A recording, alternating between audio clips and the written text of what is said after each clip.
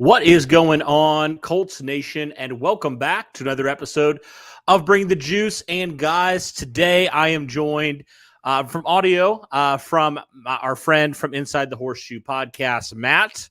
Matt, thanks for jumping on, man. I know storms and craziness around this time have kind of messed with the internet a little bit, but appreciate you being in here. Maybe. Hopefully. All right. Well, while he's working on that, we'll just kind of jump right into it. So we'll start here. And by the way, guys, if you're just tuning in, thank you so much to everybody who is tuning in here. Be sure to submit your questions in the chat, in the comments here, in the live chat. We'll try to get to those. If Matt is available, he'll try to help me out and get to those and answer some of your questions. The first comment we have here from Ron Colts said, "What's up, guys? I'll be here till my wife comes home." Well, thank you for joining us. And if you guys are just coming off of work, we really appreciate you tuning in here. Just kind of decided last minute I wanted to do a little bit of an impromptu Q&A because it feels like I haven't done one in a long time. So I'd rather do that off of a 2-game winning streak than a 2-game losing streak. A little bit more positives there for everybody. Okay, yeah, so AP Aquatics, what do you think of Bradley's comments about Brandon Faison? So that's a good question. I do wonder how much of that is coach speak. But saying that, I also, you've seen Brandon Faison continues to get opportunities. I really hope it is a lot of coach speak because Faison has done literally nothing to prove, that he deserves to be out there ahead of Isaiah Rodgers, and he's stealing snaps away from Rodgers, in my opinion. So, yeah, I really hope it's just, building up your players. We've seen that from a lot with the coaching staff of the Colts. Like, they'll never really call out publicly any players, I thought that Bradley was honest in saying that Faison was struggling, and I really hope that doesn't mean that he's going to continue to have this blind faith that Faison can turn it around, because honestly, he hasn't shown anything, to indicate that he will. So really hoping that that's just kind of more coach speak than anything, but we'll see. Okay, Matt just said his Wi-Fi is acting up. So Matt, if you want to try to join in here, maybe like via phone call, would that be easier or something? Wait, hang on a second. Try to add you in here while he's trying to get himself situated here. Matt, can you hear me? Yeah, it was very choppy, so sorry about that. Oh, it's all right. Still having some issues here, but that's all good. Yeah. All right. So did you see the comments, Bradley's comments today about Brandon Faison, Matt? No, I haven't gotten a chance to watch that yet. All right. I'll pull them up here. I'll pull it up here so you kind of can hear a little bit about what Gus Bradley had to say about Brandon Faison. Essentially, what Gus Bradley said about Faison was that he has confidence that he can turn it around, right? Essentially, I'll read the full quote here as soon as I find it. I'll pull up, probably Zach Kiefer would be the one that would have the quote.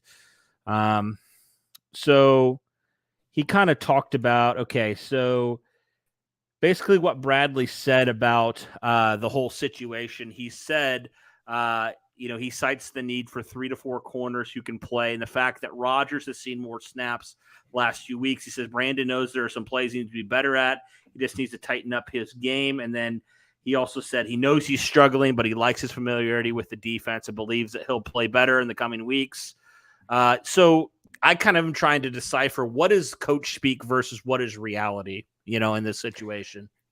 Right. I think it's definitely coach speak for sure, but I also think he just likes Brandon Faison. I think he wants him to work in the system. He likes their relationship that they have, but I do think that a good chunk of it is coach talk, because he's not going to be like, he's stunk, he's been bad. He's not going to say that in front of everybody. He'll say that maybe to Brandon in private, but not publicly. That's what I'm kind of thinking too. I hope so, because Faison has shown absolutely no confidence that he should be the guy out there ahead of Isaiah Rodgers, or really should be anywhere close to the same snap count as Rodgers, in my opinion. All right, let's move on here because we talked about this question a lot. Howard asked, what's the status on Kwity Paye? Colts will practice tomorrow, but from my understanding, Matt, Kwity Paye was week to week when he did get injured. So I don't know if he'll be back this week, but maybe so. And, maybe in the next couple weeks, Kwity Paye, because he didn't practice at all last week. So, it'll really depend on how tomorrow looks, honestly, Howard. And then, if he's practicing it, even in a limited fashion, that gives you a little bit more confidence that he's getting closer, to potentially playing. Yeah, that's kind of how I feel too. It's going to be week to week. I don't think he's going to play this week if I had to guess, but yeah, I do think he has a good chance to play maybe next week against Washington. Yeah, I could see that. I could definitely see that. The Colts don't want to rush Kwity Paye back, and they shouldn't rush him back. I mean, I felt like Tyquan Lewis did a pretty adequate job. He had a sack, filling in for Kwity Paye. So I think you have enough depth where you feel comfortable enough, in a guy like Tyquan Lewis to play kind of a spot starter role for you, because he has played and has been a starter in your system before. So, yeah, I think that's kind of the status on Paye. Not really a question, but I'm going to frame it as a question here, Matt. Do you think the Colts beat the Titans on Sunday? That's a really loaded question, I know. Yeah. I'm going to try my camera real quick. We'll see how my internet works. Hopefully it works. Yeah, I think they will. I think they're going to beat the Titans. I think the Titans are not a great second half team, and I think as long as this offensive line holds up, we should at least, at the very worst, stay in the game in the first half, and then maybe be down like 7, and then the second half we can go in there and take care of business. I hope so, man. This is a critical game for the Colts if they want any shot at the division, because right now Titans and the Colts have the same record. Obviously, the Colts have the tie, but they're both 3-2 right now. So I think this game is humongous for the Colts' chances at the AFC South title. Yes. All right. Yes, this is live. All right. Blue Nation, what's up? Even at four winning games, Frank Reich and Chris Ballard still may be on the hot seat. Do you agree with that, Matt? I don't think Chris Ballard's on the hot seat currently, and I don't think Frank Reich is either. The only way I'll see any of them being on the hot seat is if we're in a position where we might not make the playoffs. Let's say we get to week 14, and there's a chance that we're not going to get into the playoffs. Say Tennessee or Jacksonville is leading the division. I do think Frank Reich will be on the hot seat then. I think Irsay is going to give Ballard one more year if he does fire Frank Reich. But at this moment, I don't see them being on the hot seat. And 2 weeks ago, we would have said they probably are both on the hot seat just with how poor the Colts were playing, right? I mean, they were not looking good at all, but I want to give them credit, man, especially Frank Reich, who I've heavily criticized on this show. Yeah. I mean, this team's turned it around the last 2 weeks. They're on a 2-game winning streak. So I think playoffs has to be the minimum. Obviously, you want the division as well. If you don't make the playoffs, I think that's when we start talking about, okay, is Frank Reich kind of the guy out in Indy? I do agree with you, because Ballard continues to bring in, quality players here, even this year in the draft. I mean, look at all the guys that are contributing right away. I mean, I think that's big. So, yeah, I think more Frank Reich than Ballard, but I think right now, if things continue and your offense obviously showed noticeable improvement as well, I don't think they're on the hot seat currently, but, if things go bad again, maybe then we start having that conversation again. Jeff asked the question. He says, is the O-line the last piece we need to be a true contender? What do you think, Matt? I think for this season, because I do think Matt Ryan, even though or anything like that, I think he still has enough in him to where if you have a good supporting cast, you can contend for a Super Bowl. Offensive line was obviously the big issue on offense, and it seems like it might be fixed. Point it points at the defense. So I think for this season, probably it. But next season and moving forward, I think you got to add more like a quarterback. Yeah, I mean, for this season, for the team to have success and to be a true contender, I mean, I think the offensive line has to play even better than it played, honestly, last week against Jacksonville, because, while they did play really well in pass pro, they did really still struggle and also opening running holes for Deion Jackson and Phillip Lindsay. So I Right. do think that is important as well for this offensive line to not just be where they were, but be even better in certain areas as well. But I do think we saw Matt, when the offensive line get Matt Ryan time, he can still carve up a defense. So Oh yeah. yeah, I do think that is huge for this offense. If the Colts can have a complementary offense, I mean, they're a dangerous team. We already know they have one of the best running backs in football. I mean, the best, honestly, you could probably say the best trio now if you threw in Deion Jackson into that conversation with Hines and Taylor. Like, the talent is there.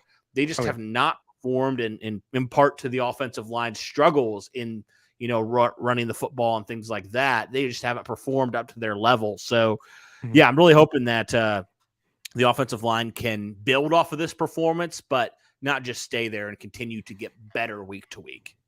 Yeah, definitely. I agree. Say they're definitely going to have to draft a quarterback. And then I would honestly say with that second pick, I would take a right guard over a receiver because I like the guys we have right now. But yeah, I do think if we're going to be a contender for like 10 plus years, you got to get a quarterback. Hendon Hooker will be sitting there. You got to take him and then, go get Jarrett Patterson to play right guard. Well, yeah, you have to get the most important Josh, position in football, right? What's so that? Josh is he's typing some bad words. Uh-oh. Let's get him. He's doing one letter so he doesn't get in trouble. All right. Sorry, Josh. You're out of here. Sorry, bud. Oh, Creed 3 trailer's out. That's ridiculous. You can't do that. Anyway, thank you to the 80 people who are in here. Thank you so much. Be sure to hit that like button. Be sure to subscribe, all that good stuff. Thank you guys so much. Let's continue on with the questions. Moving on to the next one, Skylar and Kirsten, excuse me. So obviously Matt can't do what he did on Sunday every game, a la dropping back nearly 60 times. If he gets protection, do you think it's more likely that that's the Matt Ryan will get, or do you think it was just one lucky game? Well, that's a good question, and I think I would answer that by saying – you look at when Matt Ryan has had time, just throughout his career, when he's actually had a pretty good offensive line around him. Josh made another he's consistently account. Been, what's that? I saw another. Yep, he made another account. Hey, can you guys can mods help out here? Because okay, that's just not cool. Yeah, we can't let that happen. Yeah, thank you. Sorry, Thanks I just saw that. Yeah. I'm watching the chat. Thank you. Appreciate that. So anyway, I was just gonna say, when Matt Ryan's been protected, pretty much throughout his career, he has he's looked pretty good. That's just been the issue. He hasn't really had a great supporting cast for a number of years around him. So I do think Matt Ryan, when you look at the trajectory of his entire career versus this season, I feel like he's more likely than not, when he's had the time, he's been able to prove to be a pretty good quarterback. Mm-hmm. I mean, you look at even though he didn't have good protection, look at the Houston game. Week 1 had 3 yards. Didn't play great first half. Somebody blocked chicken. But we got towards the end. That's where we saw kind of a similar Matt Ryan to what we saw today. He was getting all those yards, but I do think if you give him good protection, and then you have a guy like JT, he doesn't need to go back 58 times, but he can play like he did on Sunday, where he can maybe, drop back 40 times and he can get similar results to what he got on Sunday. So offensive line has to step up. I don't think it's just one lucky game. I think he's proven many times that he's capable of playing really good football. Is he going to be a top 5 quarterback? No, but he's going to do more than enough to where, as long as your supporting cast plays well, you're going to be able to win a lot of games. All right. Nicholas says, do you think Gilly Locke will be all pro this year? What do you think? Oh, that's going to be tough. You got some really, really good corners this year. Like Patrick Surtain is playing really good this year. I think he has a chance for sure with how he's played. It's just going to be tough, though, because there's a lot of really good corners in the. Yeah, there's a lot of really good corners in the AFC right now. So all pro that's going to be tough. I definitely think Pro Bowl easily for Gilmore because he has won the Colts 2 games essentially at the end of the game. So I think he's definitely, from name recognition alone, I think he definitely warrants consideration for all pro. But certainly think he's playing at a Pro Bowl all pro level. It's just like, will he get the recognition? We'll see. Right. All right. Mateo. Sorry, go ahead. No, I was saying I agree with you with Okay, him playing at the all-pro level. Gotcha. Mateo's asking, what is wrong with Nick Cross? Nick Cross has not really seen the field the last couple weeks. He's seen like a couple snaps, per game, if that. What is going on with the Nick Cross situation, Matt? I just think he needs a little more time to develop. You got Rodney McLeod out there who has the experience that you would want on the field. I think that's kind of what they're going for.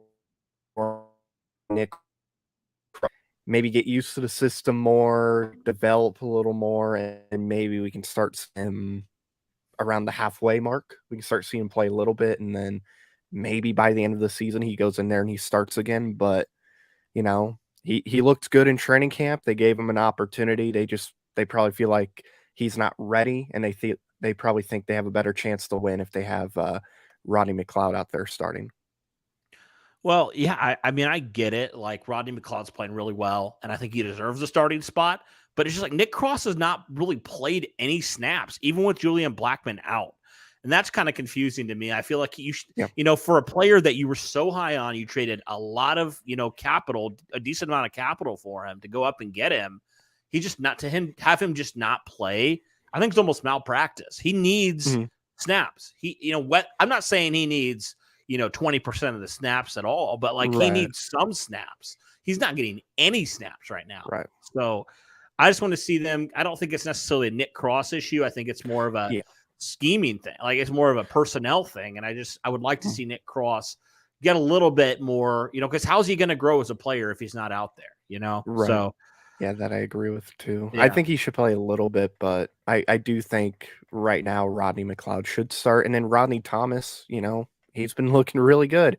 7th round pick. That's just, nobody would have thought, you would have a 7th round pick starting at safety, even with, Blackmon back. He's balling too. I don't think he's going to, yeah, he's been doing good. I don't think he's going to start next week. I think he'll play a little bit though, but the fact that he's starting, I think they just think Nick Cross, maybe he needs to develop a little bit more, either that, or maybe they just don't think he fits that position as much as Rodney Thomas does. Yeah. I don't know. I just wish that they would give him some run at safety, but that's just me. Yeah, me too. I know it's a pretty crowded group in general. So, he's the 4th safety right now on the depth chart. So I get that. But all right. Another question here. Do you think the Colts should continue to go no huddle against the Titans? Abso-freaking-lutely. Do not give them time to adjust. Yeah. It's like, that's just been so baffling to me this year, especially, Matt, because Frank Reich, I mean, pretty much, his entire career as coach, I feel like the word that we could use for him is aggressive, right? He makes defenses kind of match the Colts offense. And this year, it just didn't seem like that was happening as much. And so I liked it when the Colts were aggressive and they were unpredictable and teams had to basically prepare for them. And they didn't give defenses times to adjust. I think they need to continue to do that because it was very, very effective. Obviously, you haven't had anywhere near the type of offensive input you had or output you had against Jacksonville the whole season. So I think it needs to continue personally. Yeah, I agree. You got to do it. Why do something different when something's working? Clearly, exactly.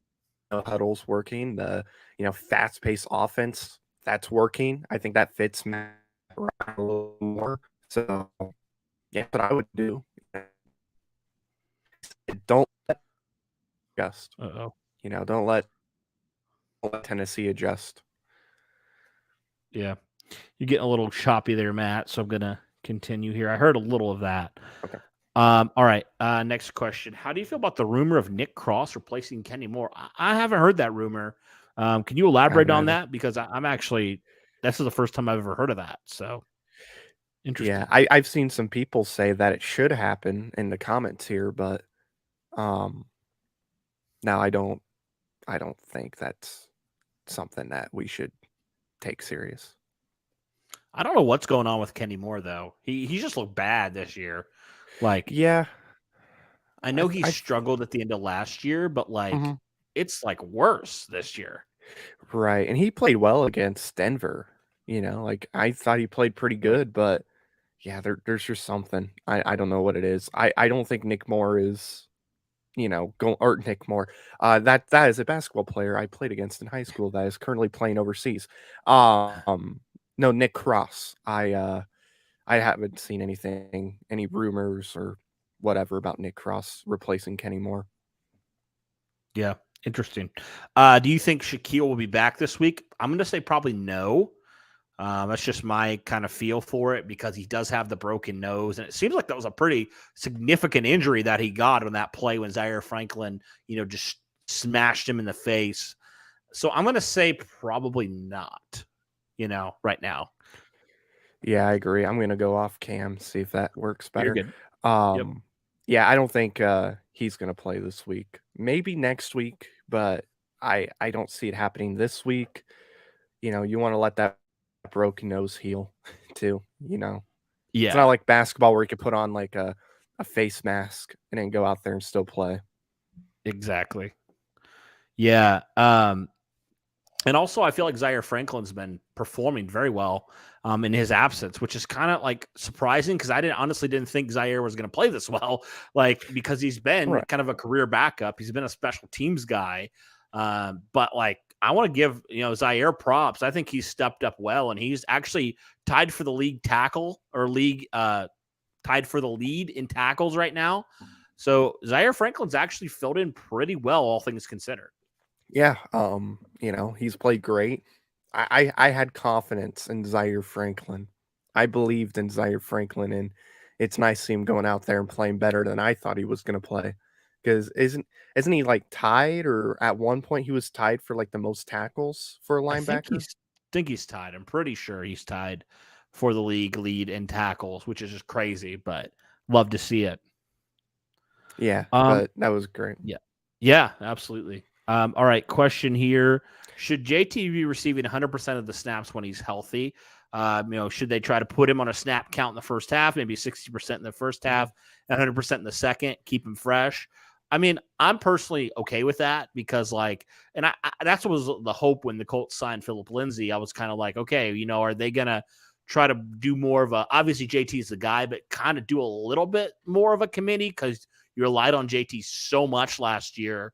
Why wouldn't you want to give him, more Right. opportunities? Because Deion Jackson's performing very well, and you obviously have Naheem Hines as well.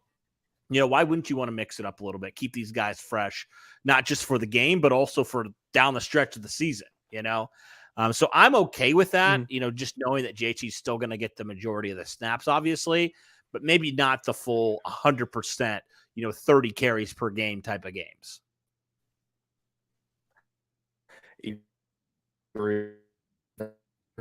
Snaps.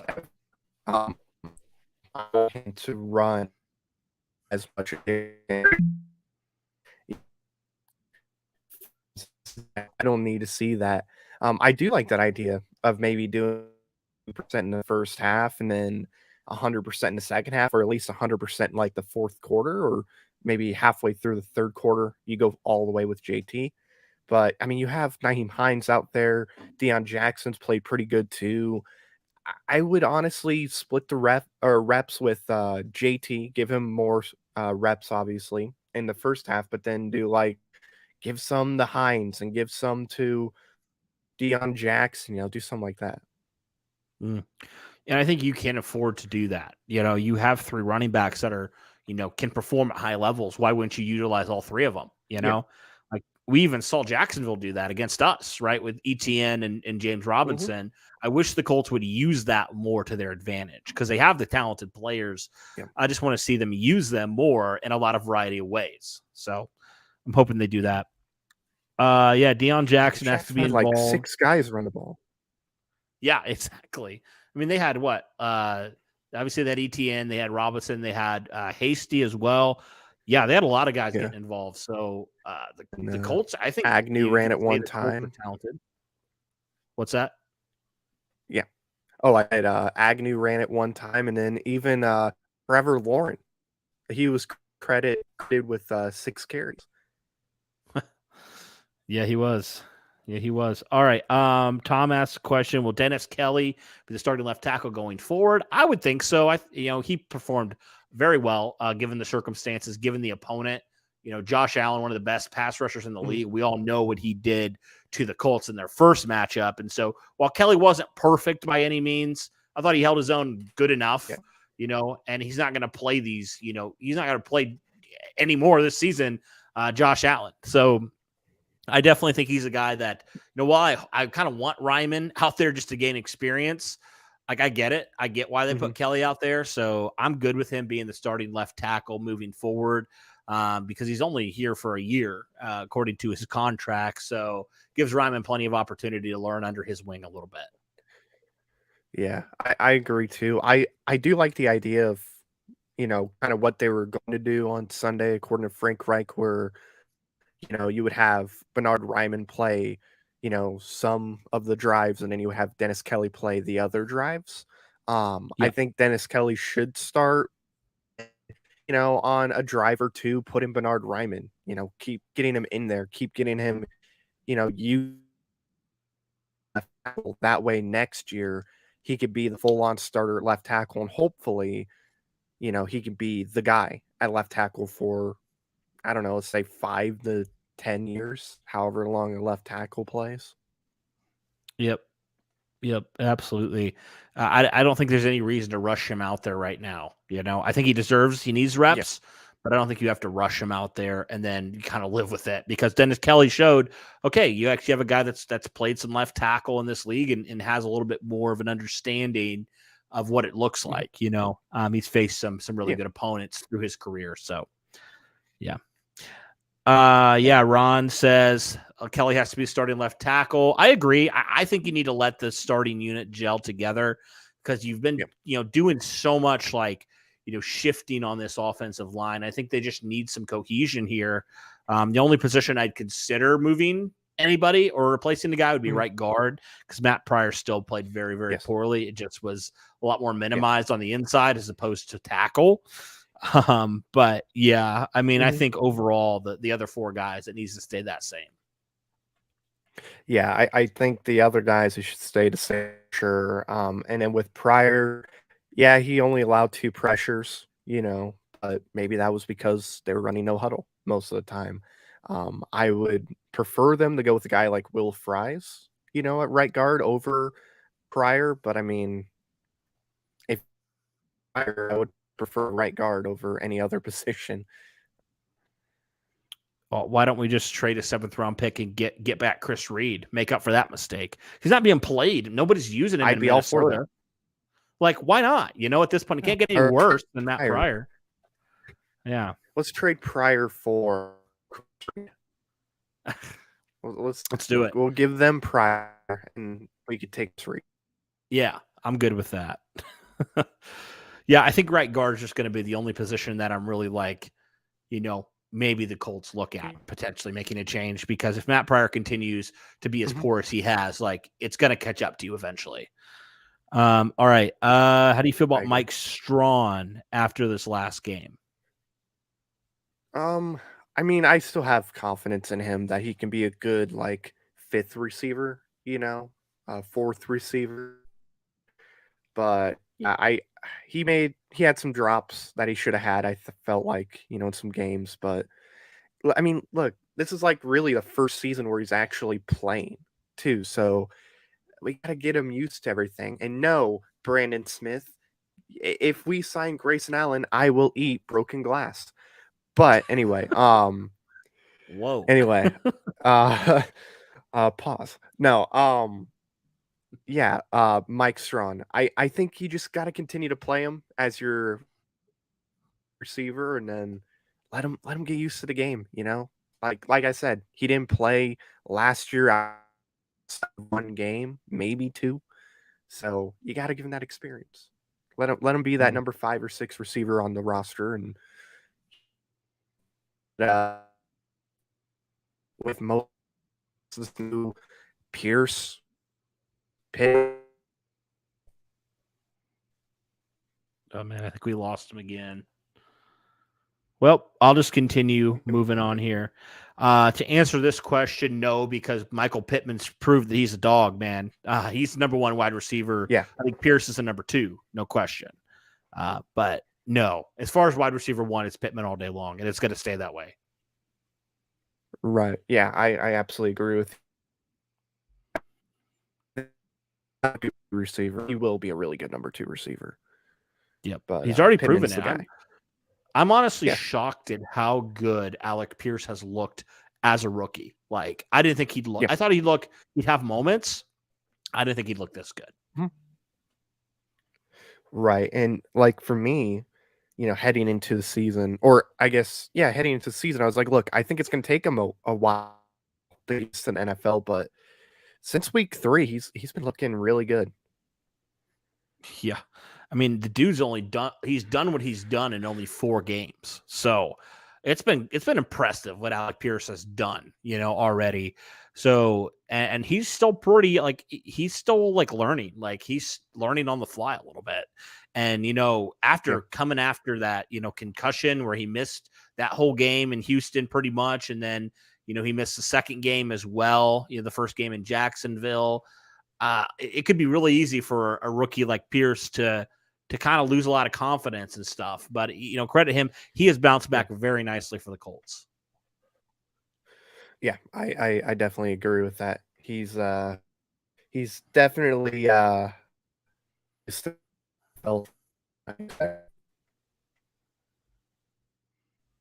All right, let's continue on here. Do you think that the Colts will give Pittman a decent sized contract after his rookie deal? I definitely think so. Pitt's pretty much shown, despite what people say about him not being a number 1, I think he's shown a lot to be the number 1 wide receiver moving forward. So I definitely think he deserves the contract extension when his time comes, for sure. I think it'll be pretty good. I I agree. I think after this season, yes, and Snyder.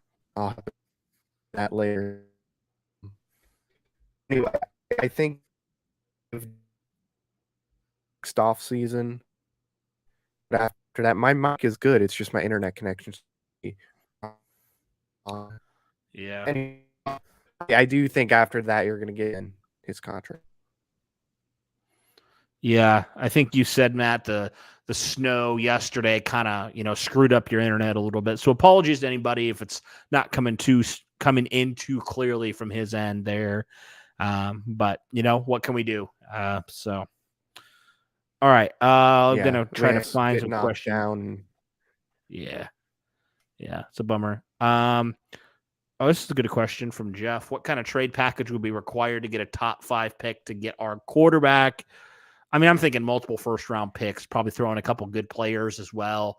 And I'm all for it, Matt, if you believe that one of these guys is worth it, like getting a franchise quarterback and actually getting your guy and having him pan out. I get it. They Yeah. don't all pan out.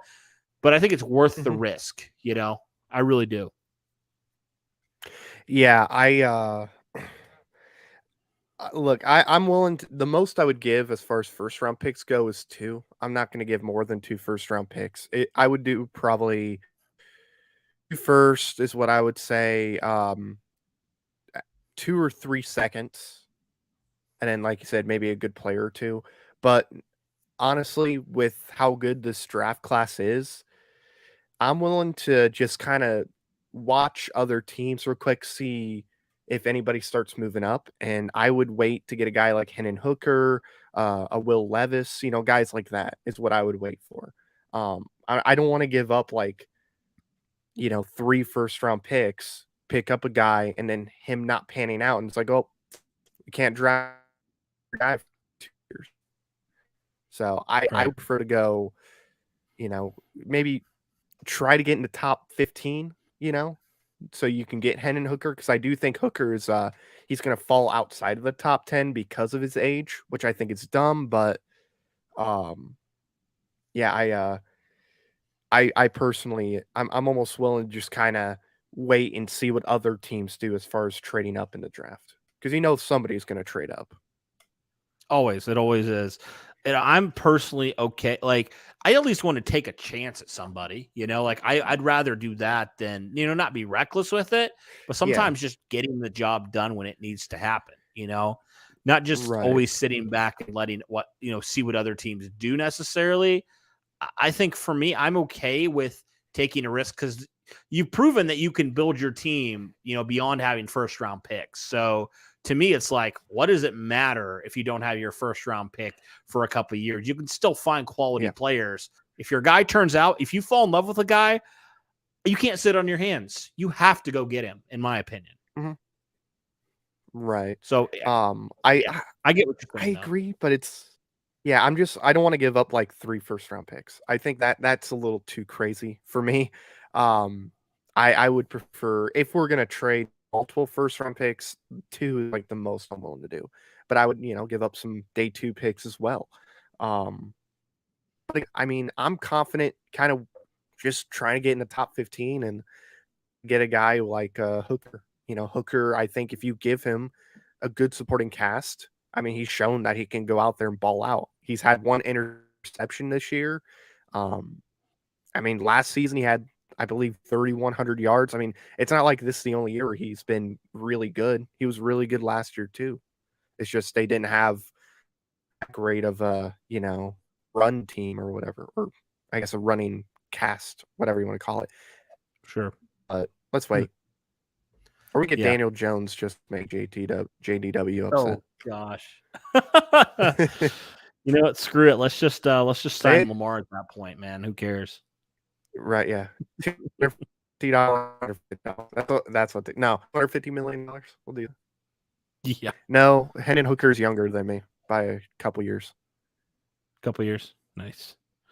All right. Here's a question that's going to trigger a lot of people, Matt. Here's a question that's going to trigger a lot of people. Here we go. What's the % chance another Colts game ends in a tie this season? I swear. No. I don't even want to bring this into consideration. At the end of the Broncos game, I was like, I swear if we go into a tie, we tie again, I'm just going to lose my mind. No. I thought that was going to happen in the Denver game.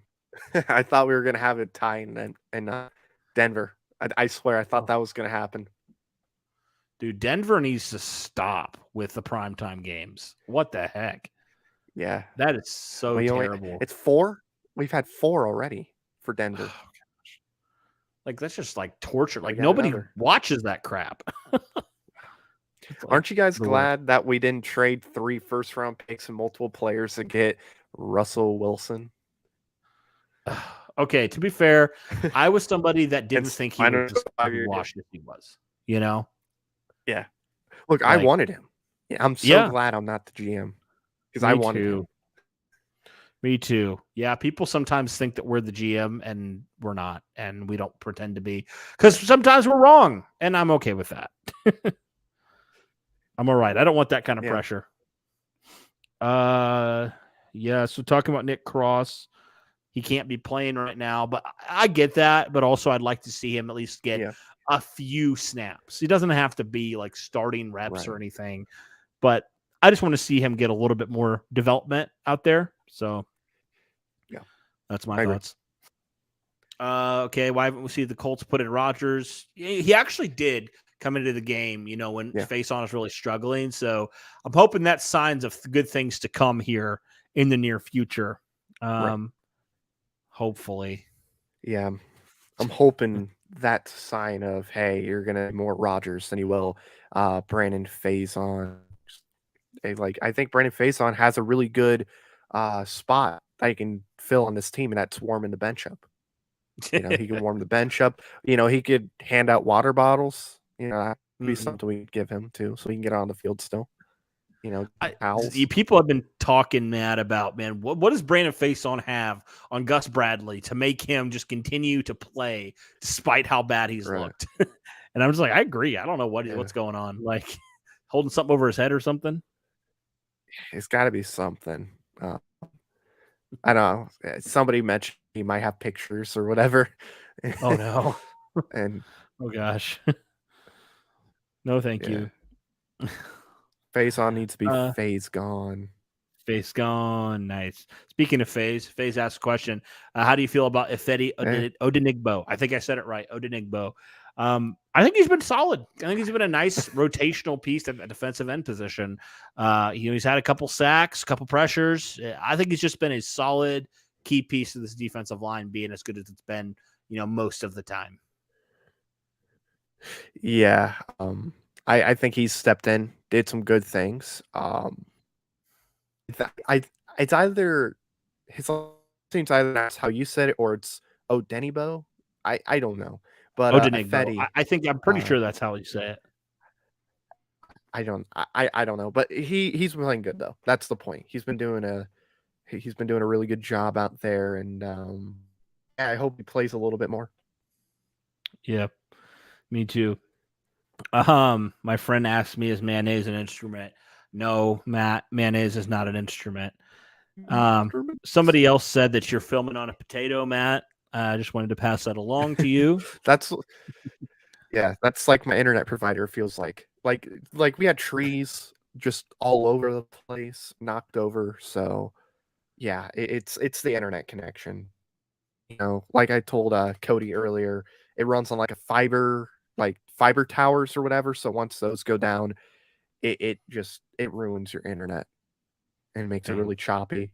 Because I haven't had this issue, until today and yesterday. That's annoying.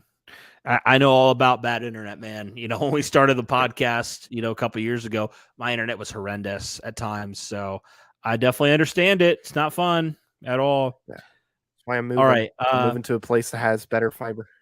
Are you? Nice. Yeah, that like next year. Okay. Gotcha. All right, our friends from No Horsing Around are in here. I don't know if this is Zach or Steven or both. They're saying, don't you feel like Jelani Woods should be getting more run in the offense? Like I said, good things happen when he catches the ball. Hey, I've said that too. I definitely think Yeah. so. Jelani has 5, 6 catches, and 3 of them have gone for touchdowns. So, dude makes plays when he's out there. Yeah. He is a playmaker for sure. I do think he should play a little more, but I think that you should still play Mo and you should still play or at least play Mo, good amount of snaps and get Kylan out there, get him involved a little bit more. And JDW, you can't see me because I'm in your walls. But yeah, play Jelani Woods more. I think he's a future number 1 tight end on this team, and he's already playing better than I think most people expected at this point in his career. I think some people thought he was more of a, year 2 guy, but yeah, he's a playmaker. You got to get him involved in the red zone like 24/7. Yeah. Well, I remember during training camp when Drew Ogletree was just going off, and people were like, "Man, where's Jelani? Well, where's Jelani? Yeah. We didn't see anything from him." And I think a lot of us were like, "Okay, maybe he was a little bit more of a project than we thought initially." And I think honestly, this has been a good thing for Jelani that he's been able to just get out there and get confidence in himself. We all know the size and the talent and the measurables. Yeah. They're no question they're out off the charts, but with Jelani, it's just been like, I think he just had lacked some confidence maybe early on into camp. And now that he's gotten some big plays, like Jelani is super confident right now. And I love that, And the crazy thing is he's so raw, Matt. He's so raw and the potential is through the roof. But he's already making plays, which is a good sign. Yeah. I mean, just the size, the speed he has with that size, the athletic ability. It's just, I mean, we all thought Mo was big. I mean, this guy's a monster. And like I said, in season, I want to see them do some things where you have Jelani Woods at quarterback, like, some like goal line type plays where you have Jelani at the quarterback, put Danny Pinter as your tight end. Like let's do some crazy things with Jelani. Let's confuse defenses like at the 1 on like a first down where you have, Jelani Woods, a 6'7" quarterback essentially. Let's get right in. Just Gosh, I want to see something like that. Let's get a little creative. Just imagine trying to tackle that man in the open field. Oh my gosh. That'd be awful. Oh, that'd be great.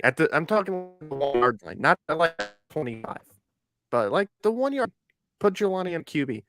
Let's confuse the defense and then let him sneak all in. he has to do is reach out, and he's already in the end zone. So yeah, snap, definitely, arm forward, pretty much. the Yeah, ball. Make sure it doesn't get knocked out. yeah. I mean, he's tall enough to where he shoots over everybody's heads, even when they jump. Pretty much. Yeah. Danny Pinter all right, had a touchdown at tight end. JDW, remember? He caught a touchdown last year. That's right, he did. Let's do. Yep, Danny Pinter, tight end number 4 on this team right now. DJ Jelani to Pinter. Whoops. DJ says Pierce, Woods, and Thomas were home runs, and Croft were probably pretty good too. Cross is a 20-year-old rookie. We do forget that sometimes. Nick Cross is very, very young. Yeah. Bernard Ryman will be good once the game slows down. He's such a good run blocker already. He is really good at run blocking. I'll say that for his struggles in pass protection at time. I watched actually after the Denver game a YouTuber kind of break down a little bit some of the film from Ryman. And he was really encouraged with how Ryman's progressing, especially as a run blocker, So obviously has a lot to clean up in the pass protection standpoint. But, early returns on Ryman, I feel like have been really good. But Dennis Kelly's was just that much better on Sunday. So I'm excited about these guys. I think the potential's through the roof. And you already have 3 guys who are major contributors to this team right now and their success. Yeah. I think just with how Pierce and Woods and Thomas have all played, and DJ said, the potential of Nick Cross and Ryman, this could be. Oh, my internet acting up. Okay, I think I'm back. I saw you pause, so I assume my internet was acting up. But I think this has the chance to be potentially as good as a 2018 class. Just with that's how well everybody's playing.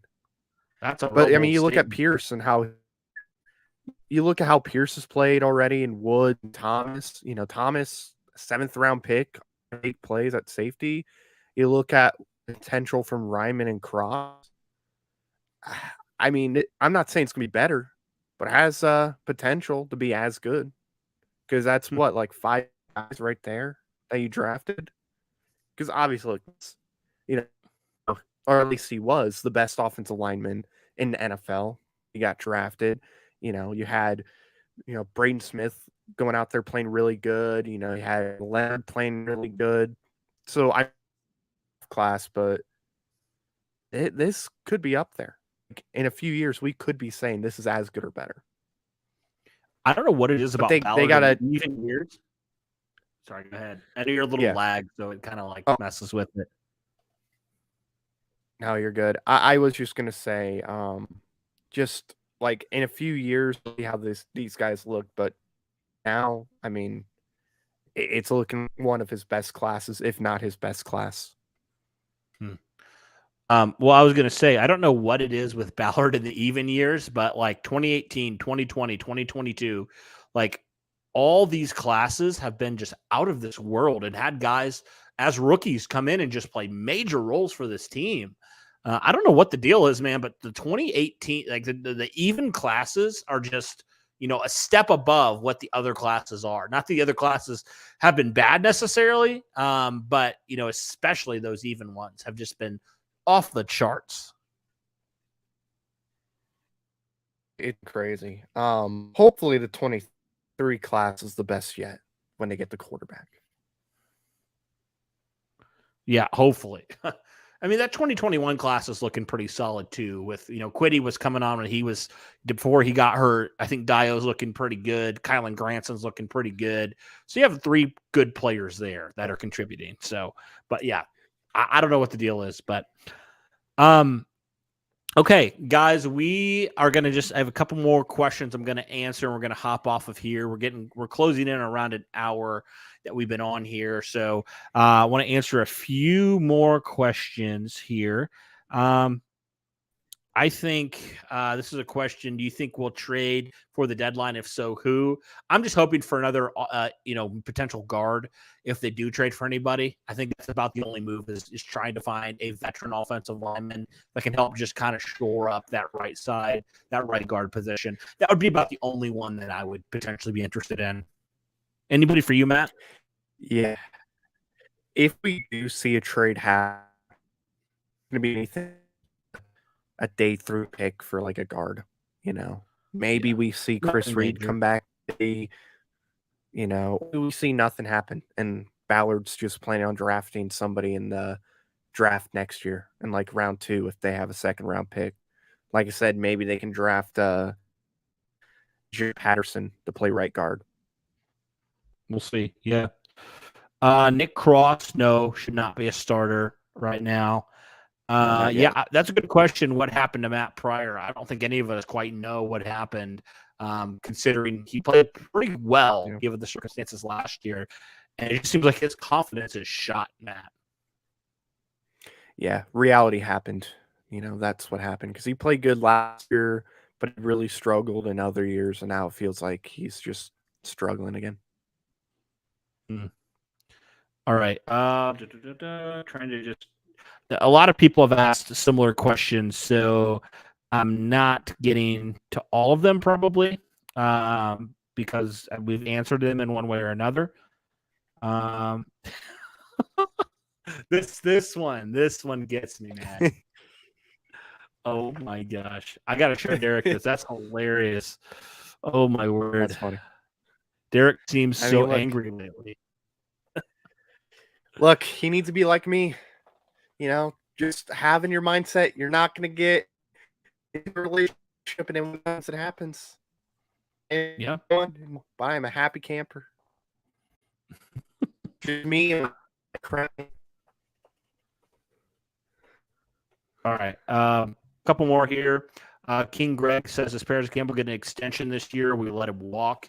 I hope they give him an extension if he can stay healthy, because I think he's a good number 3. They just don't use him enough, I don't think. And it seems like he's building a rapport with Matt Ryan, so I'd be all right to bring him back. Yeah, I agree. I would bring him back. You know, I think he's done good things. I hope so. All right. Here we go. Here, my brother's calling me. Your brother is? Yeah, he's calling me. I'm going to call him real quick. Okay. All right. I'll just answer one more question. I'm going to answer one more question, and then we will get out of here. I'm just sorting through these because people are fighting in the comments. Shocker.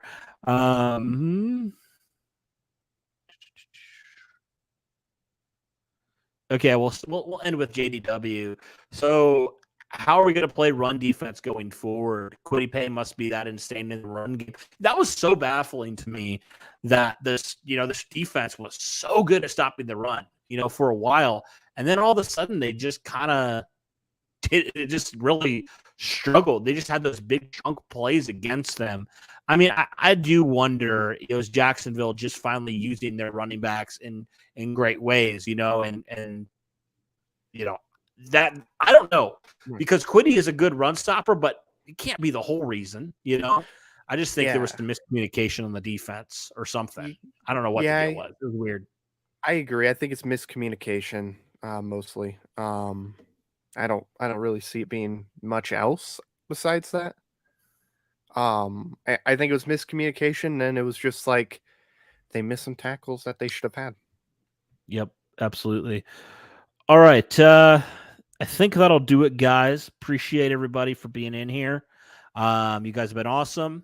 By the way, thank you for bearing with us today. I know it was a little bit of a, we struggled a little bit with some audio issues, but I think we figured it out near the end. So sorry we didn't get to everybody's questions. We could be here for probably 4 hours if we tried to.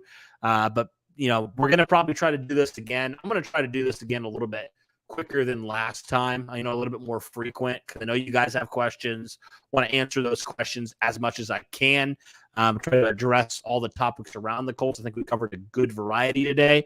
But thank you guys so much. Really appreciate it. We're going to have probably another video out either today or tomorrow. And I know right now, Derek and Max are looking into the film from this game, so be sure to check that out as well. But that'll do it for this one. Matt, thank you so much for coming on, man, bearing with us here. Even though the internet wasn't great, I still appreciate you taking some time out. Uh-oh. I guess that's how we're going to end it. All right, guys. No, I'm here. I'm on the phone. Sorry, guys. Oh, you're on the phone. Okay. Yeah, I thought thank you the for having me. internet cut out again. Sorry. All right. Well, cool. I think that'll end it then. Thank you guys so much for tuning in. And as always, guys, go Colts.